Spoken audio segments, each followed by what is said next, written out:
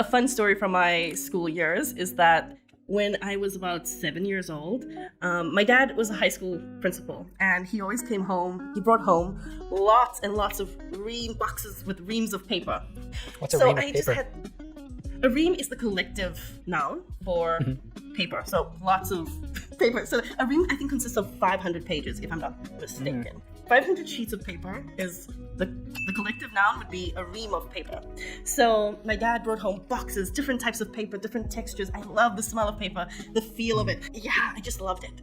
He was obviously using it for printing documents and things like that, but I used to steal a little bit of paper, a few pages here and there, and I then would cut, interesting fun shapes, maybe burn the edges. I was only 6. Yes, I was burning the edges, making it look really nice. Yeah, maybe this was my my gateway. Your bug. my gateway drug into. No, I'm kidding. I was so interested in turning these blank sheets of paper into something beautiful. So I would cut little shapes, I would draw images on the front of it, and then I decided to sell these beautiful books that I had created. So it'd be like a 20-page book, or maybe even like 10 only. But I stapled it, or I would tie it with string, and then kids at my school really wanted my books, and so I started selling them for like 10 cents each. 10 cents these days, I don't even think they exist. I don't think anyone uses 10 cents anymore. But back then, with my 10 cents, I could buy sweets, candy from the fence. There was a guy at high school who used to sell all kinds of yummy treats that kids love, like sherbet, chips, sweets. Not good chocolate. None of it was great quality. So we're not talking quality chips, quality chocolate, quality sherbet. It was just yummy things that kids love. There's so many. All those names are so different. Really? Ice lolly. What is an ice lolly? Well, I said ice lolly because I thought that was what you would call it, but here we would call it a sucker. But that's a sucker. Yeah. If I'm not mistaken, I think in the UK, ice lolly is a popsicle. Yes, popsicle. Like it's frozen. There we go. Okay. Yes, like a lolly is a lolly is a sucker, and a ice lolly is a popsicle. Yes, so it's a combination. So it looks like it could be a sucker, like a sweet, but it's ice. So it's a ice lolly. But in this case, a sucker. That's what we would call it, a sucker. Did you guys have snow cones? No. Snow cones, no. Do you know what that is? I just saw that in... Yeah, it's like crushed ice with syrup, like different flavors of sweet syrup. That also reminds me of my childhood. That, like, you go to the pool and they sold... It wasn't a guy at the fence. It was like a stand of someone official from the pool that was selling shaved ice. Someone official. Keyword, official. Legitimate. It was really funny because the guy at the fence, it sounds very much like a... I don't know. Like nowadays, it'd be very like in the States, like stranger danger. Like guy at the fence near a school. Like, who is this guy? Call the police. Yeah. Like, what are you doing creeping around the school? I still don't know why the school did nothing about this man who was selling random things. He had different things every day, and most of it was like sealed, but a lot of it, like, we had like gumballs, and he would take it with his hand and like hand it to you. You get 2 gumballs. Wash them first. That's the problem. I'll never know. We'll never have the answers. Isn't it frustrating when you learn a new word and when it's time to finally speak English with someone, you completely forget it?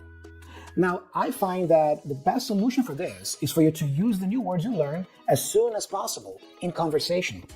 But what do you do if you don't have anybody else to practice speaking with? That's exactly why we created the Real Life English app. With the app, you can have a short 4 to 8 minute conversation with any learner around the globe at the touch of a button. You can also listen to the Real Life English podcast on the app with Ethan and myself.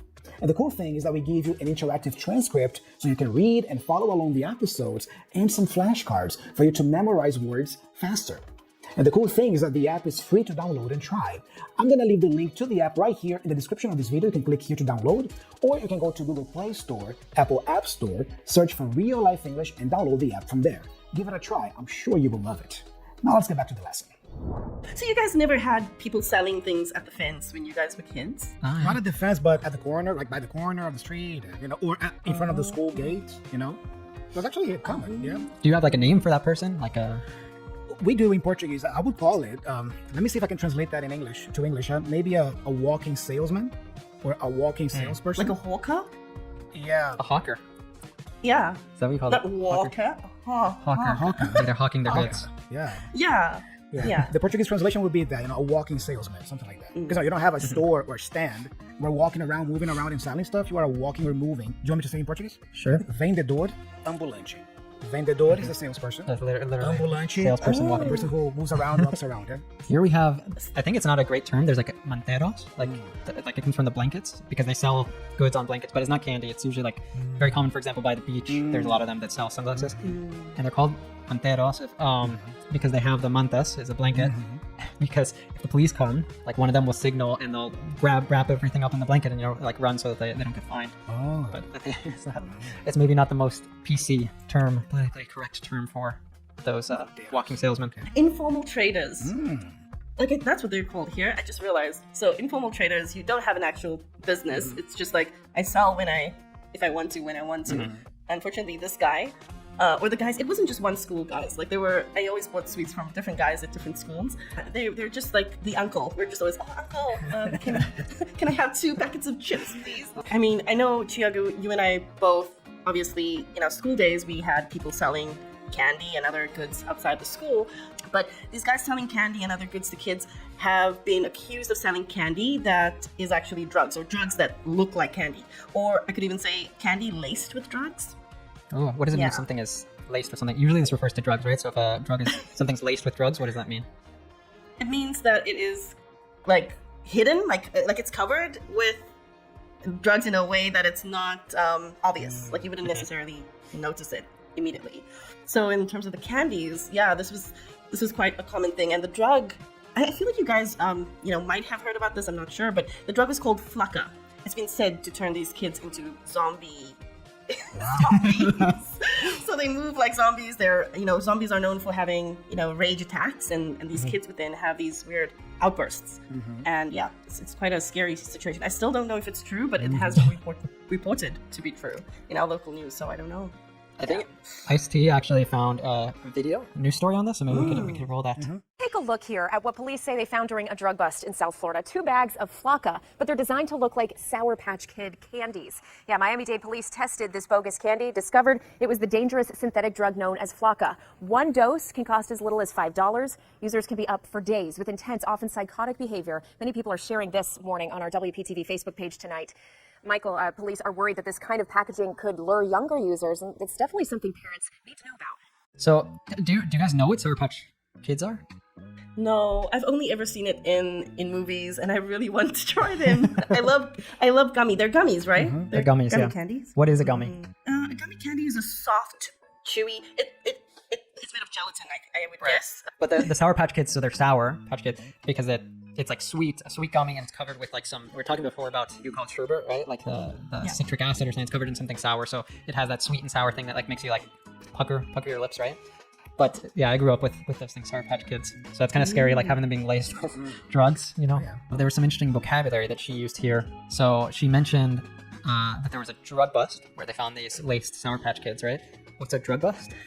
So a drug bust would be a planned or an organized police raid. Yeah, so the police would, organize or strategize around like catching criminals at a particular time in a particular place. Yeah. People have probably seen this on different. I think there's even like some examples of this in Breaking Bad. It's been a long time I haven't seen it, but there must be some drug bust scene, right? She said something about like the bogus candies, something like that. But what does bogus mean? If something is Nonsense, bogus, it's like utter nonsense. But I just want to comment on bust, because I think the bust is the important part. So when you bust someone, you catch them. Yeah, you busted, I caught you. You guys both have got young children, so that might be a part of your vocabulary you're using more and more as they grow up, right? Bust them listening to hard rock music. You're listening to that. You're grounded. What does that mean if you tell your kid you're grounded? Dad. Yeah, when the kid is punished without no TV and no phone for, I don't know, a few weeks or a month, right? Maybe we need to do another podcast episode on our stories of being grounded. I don't know if that happened to you. I was definitely me too. A couple times when I was a kid. Yeah. So coming back to the story, users can be up for days. So what does it mean if you're up? Does it like to be awake? To be awake, yeah. It's like a drug that I think, like Cassie was saying, they probably like are zombies because they're strung out. They're not sleeping. She was saying it's something about it being scary because it looks like candy. It looks like Sour Patch Kids, right? So it can lure younger users. What does it mean if you lure someone? I love this word because I always think of the witch, alluring the kids to her house, like, hello, little ones, come here. I have some delicious treats for you, like. Oh, that voice is amazing. So something that lures you, yeah, it attracts you, yeah, and you like the kids, they're lured or attracted by the candy, like, oh, this looks so nice, colorful, and delicious. I want to have it, I want to taste it, right? So you are lured to trying the candy in this case, or you are lured into the witch's house. And then finally, the guy, I think it was the man at the end, says like something like, "Be on the lookout. Parents better be on the lookout for people selling these laced Sour Patch Kids." Yeah, so when someone is on the lookout, when they need to be on the lookout, they need to be aware of what's happening. So, like, pay attention, be on the lookout.